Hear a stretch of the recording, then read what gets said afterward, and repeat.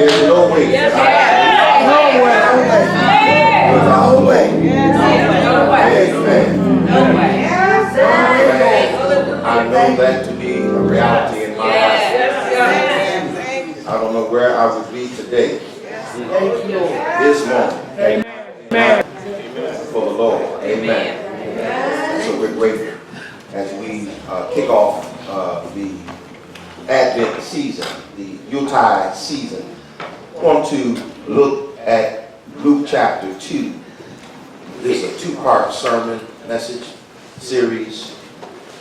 Part 1 is today, and we want to look at 5 verses out of Luke chapter 2. Let's stand together, which is our custom.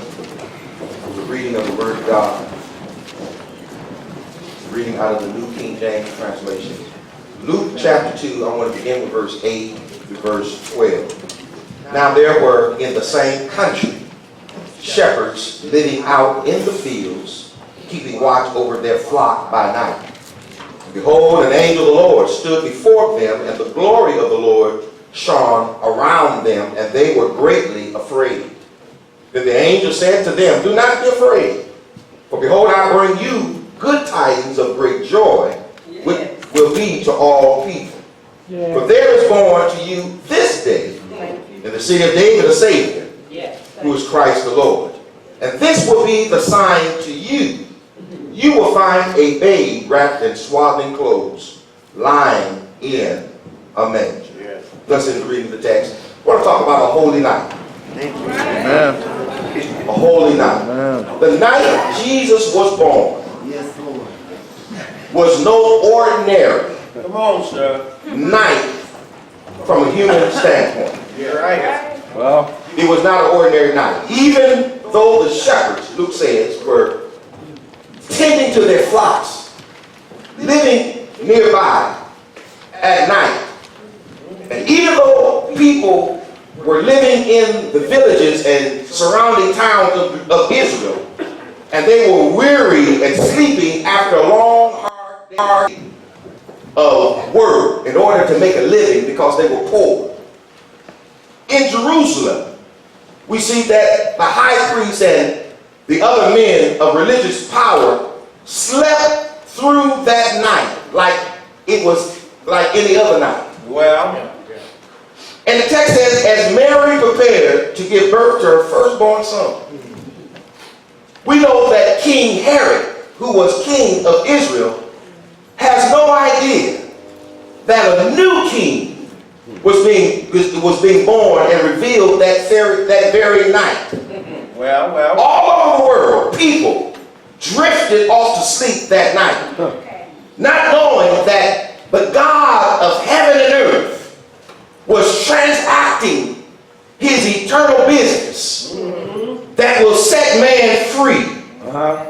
And that they had no idea, the world had no idea that a Savior was being born that very night, not in the comfort of a palace, but in the slums of Bethlehem. That very night. It was no ordinary night. Well, even though people were doing ordinary, common things, God was doing something uncommon, unordinary that very night. That text says that night Jesus was born. It had all the appearances of being just another common, ordinary night. And yet, my brothers and sisters, when I look at this text, the events that transpired that very night reveal that it was unlike any other night in human history. I want you to understand now. So what made this night the night that our Savior's birth holy? That's the question. What made it holy? If our text is a holy night, what makes it holy? Well, the first point, it was a night of profound messages. All right. Profound, thought-provoking, mind-disturbing messages that the human mind sometimes has a problem trying to wrap around what is of divinity. And so we're told in verse 8 to 12, the shepherds were minding their business. They were tending their sheep when the angel of the Lord appears to them with a profound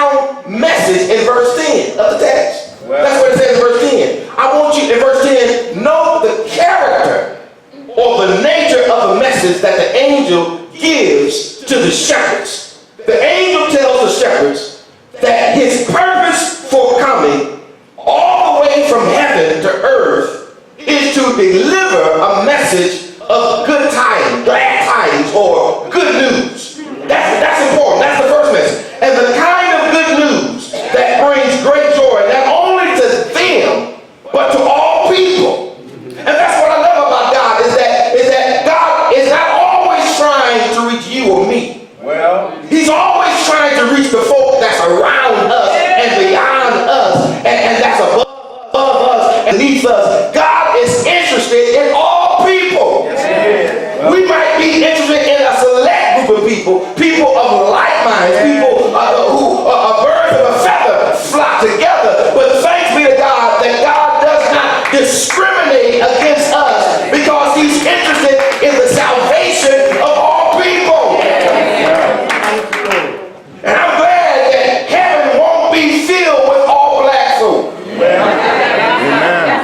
And all white folk. And all Hispanics and Asians. I'm glad there will be a rainbow of people of every nation, of every tongue, of every creed and hue. Thanks be to God. Because I can't hang out with y'all all the time. Well, it's not a message of judgment, but a message of peace. Aren't you glad that when God comes in the form of a baby, he does not use a baby to condemn us. Wow. He comes in the form of an infant, showing peace. The angel came to deliver a message that the world had been waiting to hear for 4,000 years since Adam and Eve fell in the garden. Oh my God. And you know what took place in the garden? In the garden, Adam and Eve sinned. And when they sinned, the rest of the world and the human nature began to suffer under a curse that was brought on by sin. But when you read Genesis chapter 3, which where the curse takes place, in that curse, in the same place where sin takes place, in the same place where God placed a curse upon man and woman and nature and everybody, there's also a promise that God made. Oh my God. Only God can cause judgment and a promise of joy in the same place. Because in Genesis chapter 3, God tells Adam and Eve, a woman shall give birth to a son. And that son is going to defeat not only the serpent, but his people. And that son is going to defeat the power of sin. And my brothers and sisters, in Luke chapter 2, God has now come to fulfill the promise that he made to Adam and Eve over 4,000 years ago. All right. Thank you, Jesus. Yes, he did. No, we looked at the character of the message, but look at the content of the message in verse 11. Verse 11 says, as the angel delivers the message, he tells the shepherds that about the birth of the baby. In verse 11, he gives the infant 3 names. He tells them the baby will be called Savior, Child, Christ, and Lord. Those 3 names. All 3 names are important because all 3 names, they reveal not only the identity of the child, but also the ministry of the child. Christ, Savior, Christ, and Lord. I want to say he is called Savior. Why is he called Savior? Because he says he has come to save his people from their sin. Oh, hallelujah. This baby was born to die.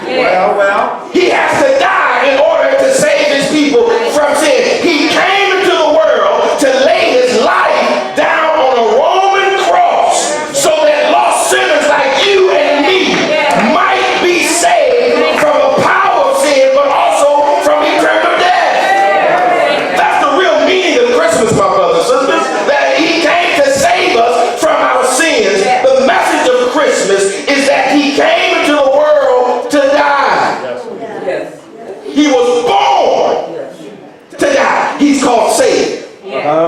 the text says he's called Christ. And the word Christ, it means the anointed one. It means, in the Hebrew, it means the Messiah, the anointed one. The name Christ identifies Jesus as the long-awaited Messiah of the Jews, because the Jews was looking for a messianic deliverer who would deliver them and the people from Roman oppression. And you see, God does not always come the way we want him to come. Our expectation and his expectations are distant and as heaven is from the earth. That when Jesus comes as the Messiah, he has not come to start a war. Well, he has come to make peace between God and man. Not between man and man, but God and man.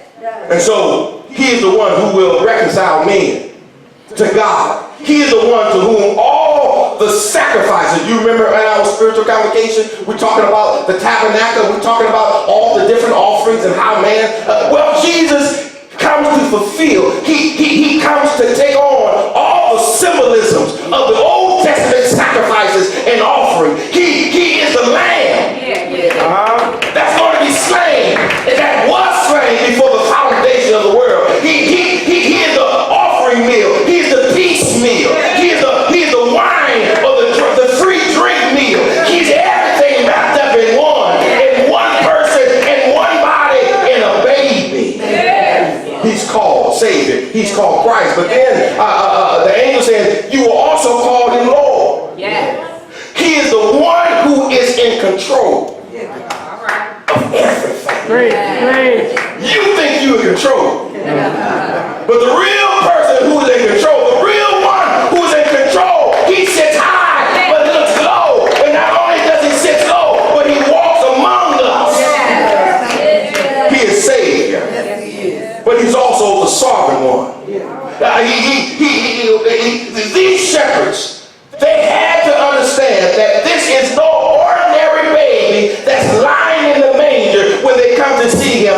This baby is God in the flesh. This baby is God incognito. This baby is the eternal God that talked to Abraham in Genesis, that walked with David through the kings, that talked to Solomon. This is the same God that Ezekiel prophesied about, that Jeremiah declared, that talked about. He is the same Jesus that Micah and Malachi all point to.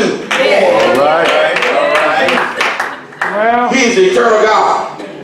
He is the Lord of glory, who stepped out on eternity and stepped into time, and now he walks among us next to the resurrection of Jesus Christ. There's never been a message like the one these angels proclaimed to the shepherds. The birth of Jesus is a message of hope, a message of life, a message of salvation to all who will believe. So my brothers and sisters, don't miss the true meaning of Christmas this year. Every year I keep telling you, and I keep reminding you, don't get tied up in the gift, in the giving and exchanging of gifts. The true meaning of Christmas is all about a baby born in Bethlehem. Then we talk about the character of angels' message. We talked about the content of their message. But now I want you to look at verse 12. Look at the conflict of the message. There's conflict in the message that the angels delivered to the shepherds. In verse 12, the shepherds are told they will find the Savior, this babe, wrapped in swaddling clothes, lying in a manger. Now this clearly doesn't make sense. You're going to find this baby because there were many other babies that were born the same night Jesus was born. But Jesus' birth was totally different from every other human birth. Amen. This special baby, when you look at verse 12, this special baby who was God in the flesh, he is not only God in the flesh, but he's Savior, and he is the anointed one. He is the King of Kings. Notice now, he's not born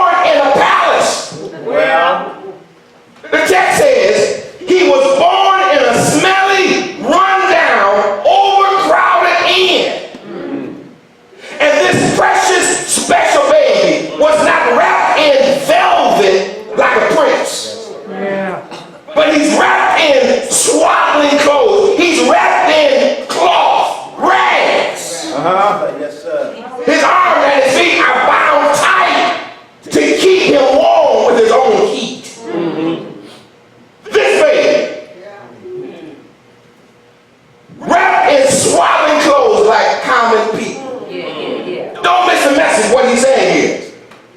Here, I want you to see the bigger picture, the spiritual picture. Here is Jesus. Paul says, he willingly laid the glories of all heaven and stepped out into time in the form of a humble servant just for you and me. Well, that's what Paul writes in his letters. On the first Christmas day, Paul said it this way: he made himself poor so that we through his poverty might be made rich. He emptied himself. He left the glories of heaven and all of his angels who will serve him in throughout eternity. He emptied himself. That's what the text says. And through his poverty, we might be made rich. In other words, let me say that again. I'm getting excited. That's all right. That's all right. Christ exchanged his riches for our soul, for our foul and filthy sins. Who does that? Who gives up their riches in order to be poor? I was listening the other day, Bill Gates, who's one of the richest men in the world, says that every year Bill Gates gives away billions of dollars. I ain't talking millions. It says he gave away $50 million last year. And the more he gave away, the more he made $150 million.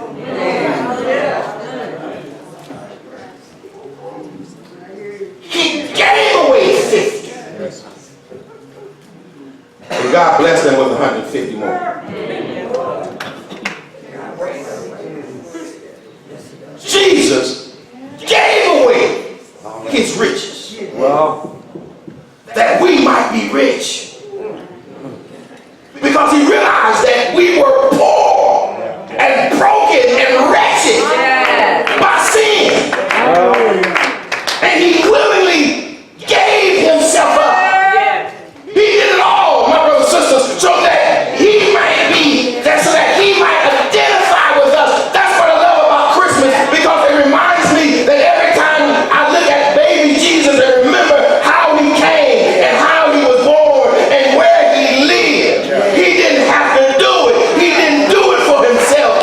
He did it for you and me, to identify with us as human beings. He came the way he did to identify himself with us. You see, there's some folk you won't even sit by. Because you don't want to be identified with them. You don't want other folk to say, oh, why you sitting with them? Oh, birds of feather flock together. You ain't gonna sit next to a crackhead, prostitute, someone who's filthy come off the streets and they smell like roadkill. And you're going to turn your nose up and you're going to try to be real nice about it and political. You're going to get up and move away. I know, Pam, I'm talking to you. But imagine what Jesus did.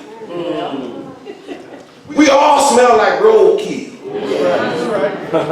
We're raggedy, wretched, and he didn't move away. He got closer to us. He didn't hold his nose.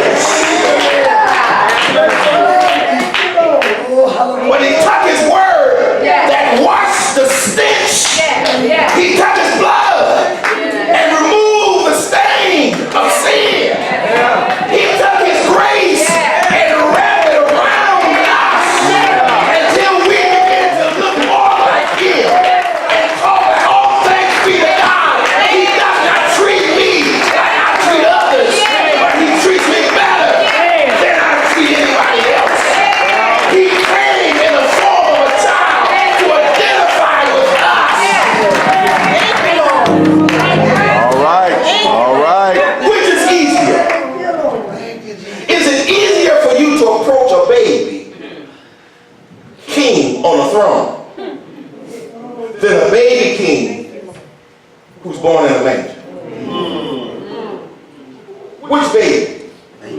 is it easier for you to approach and identify? One born in the palace, or one born in the manger? Well, help me, Holy Ghost. Come on now. Born in a manger, in a trough where animals drink. Who would put their babies? Firstborn child in such an inhumane condition. He identifies with me. That's why another text says his name is Emmanuel. He's God with us. And I'd rather God be with me than against me. I don't mind if you against me, but I sure need God to be with me. Because if you against me, I know he's more than the world for me.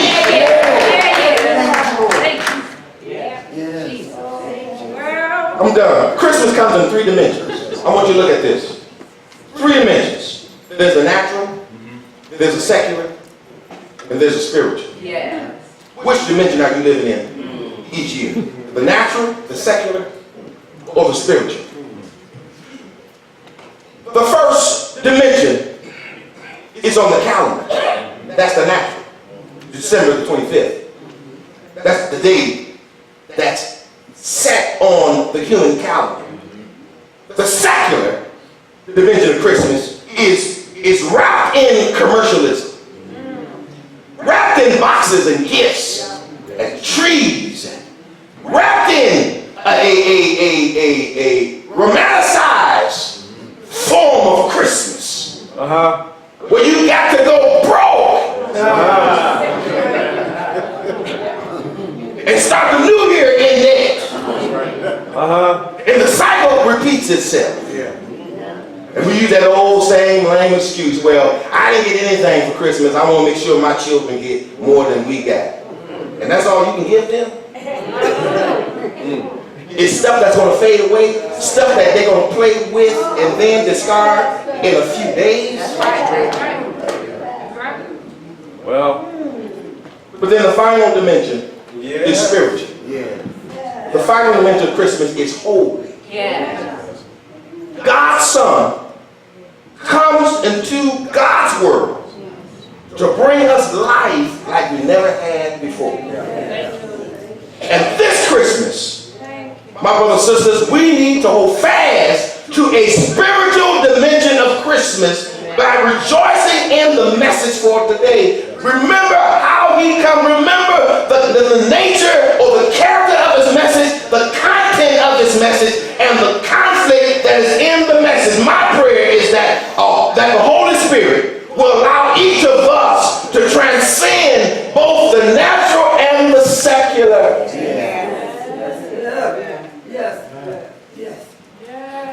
The songwriter says, "O come, all ye faithful, joyful and triumphant. Oh come ye to Bethlehem." Then he says, "Come and behold him." That's spiritual. Born the King of angels. Oh come, let us adore him. Oh come, let us adore him. Oh come, let us adore him, who is Christ the Lord. Oh sing, he says, hallelujah, hallelujah. He says, sing, oh come. Every time I listen to the Christmas carols, it puts me in a holy attitude. That it is all about him. It's all about him. It's not about me. It's not about you. It's not about what the world thinks or what the world believes or whatever is going on in the world. My brothers and sisters, it was a holy night. And I'm gonna stop right there and pick up next week as we close this message out with verse 13 through verse 20. You're going to see something that happens in verse 13. Just verse 13. Just let me give you a little something.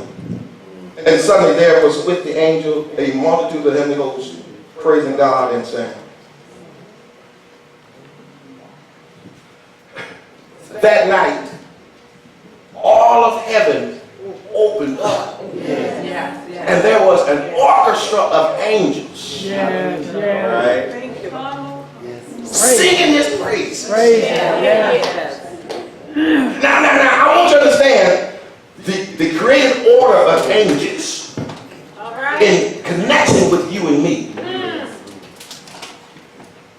Thank you. The angels are created by God to be perfect. We were created from God. Do you hear me? They were created by God.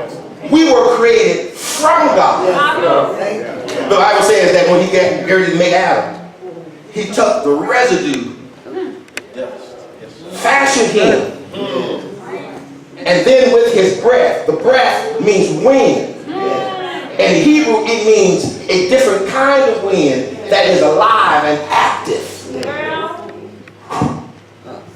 And it says man became a living soul. Part of that soul is man's volition, his will, his emotion, and his heart, his mind. He also gave man a spirit, which is his God consciousness. That when we die, the body goes back to the ground, the soul and the spirit goes back to God because it's God's property. When you die, you are in a disembodied form. That means that you are with God, but you don't have a body. And you're going to get another body, not like the one you got now. That's tired, weak, out of shape, everything else, old, wrinkled. Come on. Tell the truth and shame the devil. You got to paint it up, you got to color it up, you got to cut it down, you got to add to it. Every time you keep doing all that kind of stuff, you spend all kind of money. But wait until the trumpet blows. He's going to take your consciousness. He's going to hook you up with a different type of body that's spiritual. That's incorruptible. A body that can appear one day and disappear. A body that I'm going to heaven and I'm in heaven. I'm going back to the new earth. I'm on the new earth. A body that never decays. A body that I don't have to put color in my hair. Right off the grave. Don't worry about the wrinkles. Come on now. Don't have to worry about gaining weight or losing weight. Don't have to worry about arthritis, cancer, migraine. Don't have to worry about any type of stuff I'm going on down here. Why? Because God is going to give me a new body.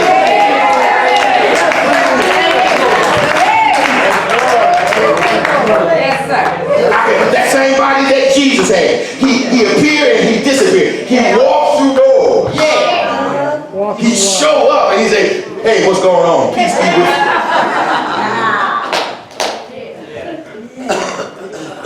That's the type of body that God has prepared for those who believe and trust in him. That's why we celebrate Christmas. Because we celebrate a Savior who has come to identify with I wouldn't serve a God who is too distant and not close. When I look at Jesus, I get a glimpse of who God is in the flesh. He's all the God I need. And all the God I want. Because he and the Father are one. When I look at him, I'm looking at the Father. When I look at the Father, I'm looking at him. You know how it is? When I look at Deacon Lewis, I see his sons. And when I look at his sons, I see the Father. Especially this one right here. But thanks be to God. It was a holy night. Yeah. The nature of the message. The content of the message. The conflict in the message. And it says all the holy angels were present. Do you realize that when we get to glory, Yes. and we stand around the coronation where Jesus is crowned King of Kings, Talk about it says it's going to be 24 seats for elders, the apostles, and the nation. And you and I will have a right to tell angels, get back. Get behind me. And they won't understand why they have to get behind you, because you're going to say to them, he didn't die for you. He died for me. Well, he didn't get up early Sunday morning for you. He got up for me. Back, angel. Get out of my way. Let me stand at the throne of God and praise his name. Now you can join me, but I'm going to shout until I get the victory.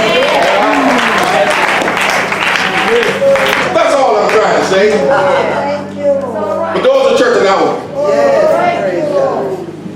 There may be someone here this morning, someone searching to find their way to the Lord, to Christ. Someone who unchurched, unsaved, whatever your condition might be, we extend to you the doors to Christian discipleship. We're interested in making disciples, growing disciples for Jesus Christ until his return. That's what the call of the church is. That's what the vision and the mission of the church is today. Getting you ready to meet your God, your King, your Savior, your Lord. If you are here this morning, we encourage you to come. Just as you are.